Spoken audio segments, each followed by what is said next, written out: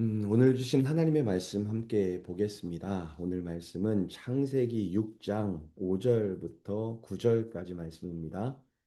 여호와께서 사람의 죄악이 세상에 가득함과 그의 마음으로 생각하는 모든 계획이 항상 악할 뿐임을 보시고 땅 위에 사람 지으셨음을 한탄하사 마음에 근심하시고 이르시되 내가 창조한 사람을 내가 지면에서 쓸어 버리되 사람으로부터 가축과 기는 것과 공중의 새까지 그리하리니 이는 내가 그것들을 지었음을 한탄함이니라 하시니라.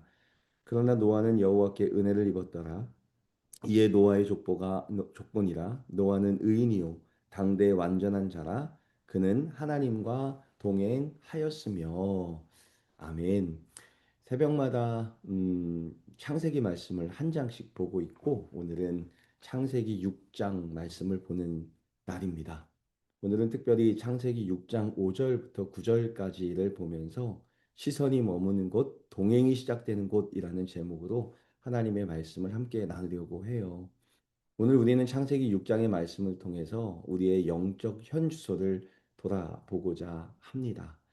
창세기 6장은 노아의 홍수 이야기인데 본문 5절 말씀을 보면 온 인류를 향한 하나님의 뼈아픈 탄식으로 시작되는 것을 볼 수가 있어요. 5절인데요. 여호와께서 사람의 죄악이 세상에 가득함과 그의 마음으로 생각하는 모든 계획이 항상 악할 뿐임을 보았다. 라고 말하죠. 우리는 흔히 이 구절을 읽으면서 사람들이 참 악했구나라고 생각하며 쉽게 넘어가곤 합니다. 하지만 성경은 세상이 왜 이토록 악해졌는지 그 비극의 시작을 똑똑히 폭로하고 있어요. 우리는 어제 나눈 말씀처럼 본래 하나님의 형상과 모양으로 창조되었다라는 것을 보았습니다. 형상이란 하나님을 대신하여 이 땅을 다스리도록 보냄을 받은 대리자의 정체성을 뜻한다라고 말했고, 하나님은 오직 사람에게만 형상을 담는 특권을 주셨다라고 말하죠. 그리고 모양이란 하나님을 닮아감이라는 뜻을 가지고 있다고 말씀을 드렸습니다. 그리고 이 모양과 형상은 가만히 있는다고 저절로 유지되는 것이 아니라 끊임없이 하나님과 교제하고 교류할 때 하나님으로부터 배워지고 얻어지는 것이다라는 것을 어제 말씀을 드렸죠. 꾸준히 하나님과 교제를 나누며 그분의 것을 내 것으로 만들어내야만 하는 세상. 그것이 바로 하나님이 디자인한 세상이라는 것도 말씀을 드렸습니다. 그러나 성경은 당시 세상을 향해 어떻게 말하고 있나요? 하나님의 아들들이 사람의 딸들의 아름다움을 보고 자기들이 좋아하는 모든 여자를 아내로 삼았다라고 고백합니다. 그들은 하나님과의 교제, 하나님과의 관계가 아니라 세상의 관계의 그 모든 마음을 빼앗겨 버렸다라고 창세기 저자는 고발하고 있습니다. 사람의 마음에 차곡차곡 쌓이는 것은 결국 그가 어디에 관심을 두고 있는가에 대해 결정되지요. 하나님의 모양과 형상이라는 것을 말씀을 드렸는데 하나님의 모양이라는 것은 결국 하나님과 친밀하게 교제를 나눌 때 얻어지는 닮아가는 성품입니다. 그러나 세상의 것에 마음을 두고 세상 여자들의 아름다움에 온통 마음을 빼앗겼을 때 그 마음에 차곡차곡 쌓인 결과가 무엇이었을까요? 바로 오늘의 본문이 그 결과입니다. 여호와께서 사람의 죄악이 세상에 가득함과 그의 마음으로 생각하는 모든 계획이 항상 악할 뿐임을 보았다라고 말하죠. 그들의 마음에 차곡차곡 쌓였던 것은 죄악이었고 악한 생각이었다라는 것을 고발당하고 있어요. 우리의 시선이 하나님에게서 멀어지고 세상을 향하게 된다면 어느새 우리 마음에 담긴 하나님의 형상과 모양은 점차 사라지고 그 빈자리에 세상의 악독함과 죄악이 가득하게 들어선다라고 성경은 경고하고 있습니다. 사랑하는 성도 여러분, 여러분의 눈과 관심은 어디를 향하고 있습니까? 오늘 이 시간 두렵고 떨리는 마음으로 여러분에게 질문합니다. 여러분은 지금 무엇을 보고 계시고 여러분의 눈과 관심은 주로 어디를 향하고 있으십니까? 하나님입니까? 세상입니까? 하나님의 말씀입니까? 스마트폰입니까? 우리가 관심을 갖고 머무는 바로 그 자리에서 우리의 마음에 쌓이는 그것이 결정됩니다. 세상을 향하면 세상의 정욕이 쌓일 것이고 하나님을 향하면 하나님의 거룩이 쌓일 것입니다.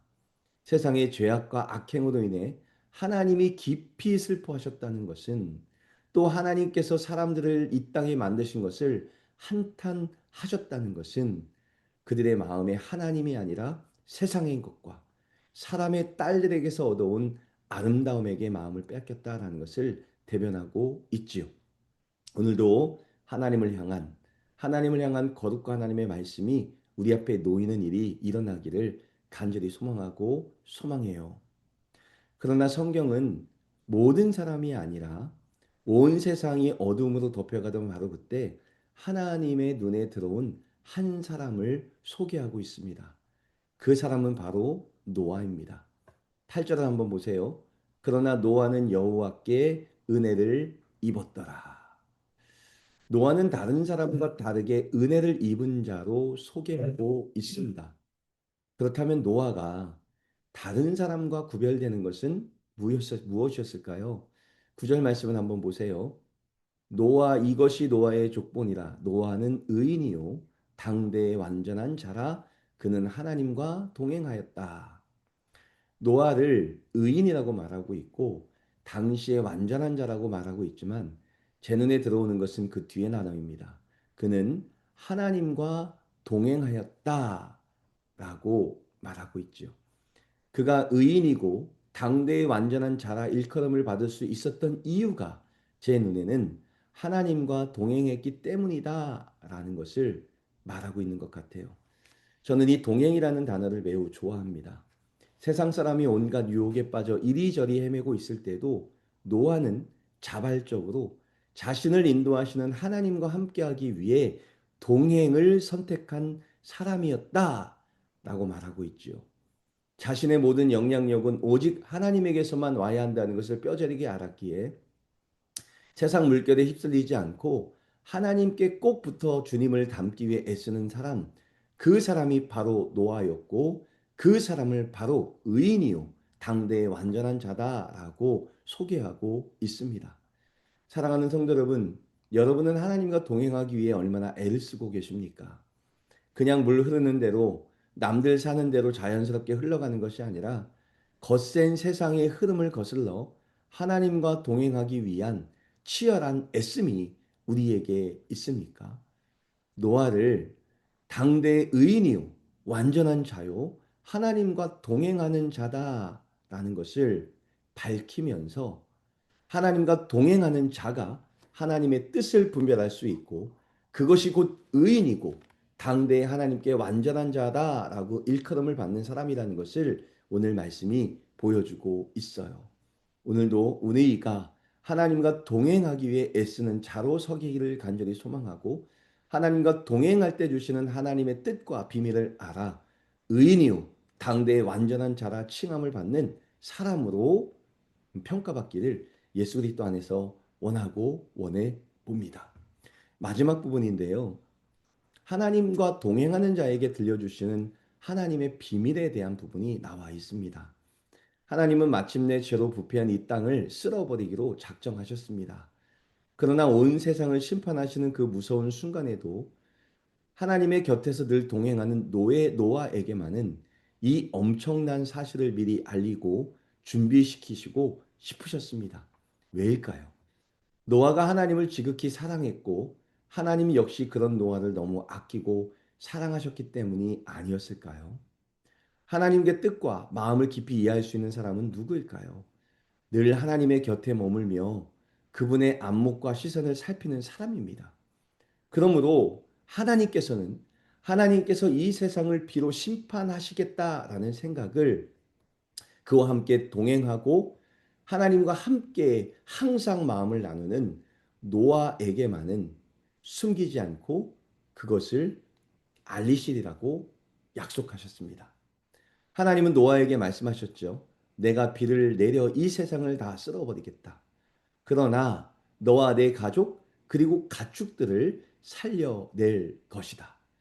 이 구원의 약속, 이 생명의 언약은 오직 하나님과 끝까지 동행하기로 몸부림쳤던 한 사람 노아를 통해 시작되었음을 오늘 말씀은 보여주고 있습니다. 사랑하는 성도 여러분, 한번 상상해 보십시오. 당시 세상 사람들의 눈에 비친 노아의 모습은 어떠했겠습니까? 세상은 노아를 이상한 사람이라고 불렀을 것입니다. 모든 사람이 세상의 아름다움에 빠져 유혹과 환락을 즐길 때 노아만은 하나님을 찾아 들어가 하나님과 동행하기를 위해 애썼습니다. 즐거움을 버린 사람, 세상의 안락을 버린 사람처럼 보였을 거예요. 또한 배를 만들 때는 어땠겠습니까? 수십 년 동안 비도 오지 않는 메마른 땅 위에서 묵묵히 방주를 만드는 사람을 바라볼 때 세상 사람들은 그를 손가락질하며 미쳤다고 어리석다고 비웃었을 것일 수도 있었습니다. 그러나 세상 사람들이 그 사람에게 손가락질을 한다 할지라도 하나님만은 그를 의인이라고 부르셨습니다. 여기에 신앙의 본질이 있어요. 세상은 결과를 보고 세상을 평가하지만 하나님은 그가 지금 누구와 함께 걷고 있는지를 보고 계십니다. 세상은 눈앞의 성취와 화려함에 환호하지만 우리 하나님은 눈에 보이는 성과가 없을지라도 묵묵히 예수 그리스도의 말씀에 순종하며 걷는 그 동행의 발걸음을 주목하십니다. 다시 한번 질문합니다. 사랑하는 성도 여러분, 오늘 저와 여러분은 무엇을 바라보며 살아가고 있습니까? 우리의 눈과 마음이 세상의 화려함에 빼앗겨 있다면 결코 이 좁은 길을 걸어갈 수 없습니다. 시선이 하나님께 머물 때 비로소 동행이 시작됩니다. 동행이 시작될 때 우리는 하나님의 깊은 마음을 알게 됩니다. 그리고 마침내 하나님의 약속 안에서 살아가는 소망의 사람이 될 수 있다는 거지요. 온 세상이 죄악으로 가득 차 하나님의 마음을 아프게 하던 그때 하나님의 탄식을 멈추게 했던 단 한 줄의 말씀이 있는데 그것은 노아는 이라는 말씀입니다. 이 시대에도 하나님께서 수많은 사람 가운데 그러나 노아는 이라고 말씀하실 바로 그 한 사람을 간절히 찾고 계십니다. 세상의 유혹과 가치관이 홍수처럼 밀려오는 이 시대 속에서 그러나 내 사랑하는 아들, 딸은 여전히 나와 함께 걷고 있구나. 인정하시는 그 차별화된 믿음의 주인공을 찾고 계십니다. 세상이 부르는 이상한 사람이 되기를 두려워하지 마십시오. 하나님이 부르시는 의인이 되기를 갈망하십시오. 오늘 이 세대 속에서 세상이 아닌 하나님께 시선을 고정하고 거룩한 애씀으로 믿음의 방주를 준비하며 하나님이 애타게 찾으시는 그 바로 그 한 사람이 되기를 간절히 결단하십시오. 오늘도 하나님과 동행하기 위하여 하나님이 원하시는 그 자리를 찾는 그 한 사람이 되시기를 간절히 소망해요. 그리하여 마침내 예비하신 구원의 약속을 받아 누리는 저와 여러분이 되시기를 바라고 오늘도 세상이 다 썩어 문드러졌지만 내가 찾는 한 사람이 바로 드리머스 교회 그곳에 있다라고 칭찬되는 그 일이 우리가 되기를 소망하고 오늘 하나님이 찾으시는 그 한 사람이 되기를 간절히 소망하고 소망합니다.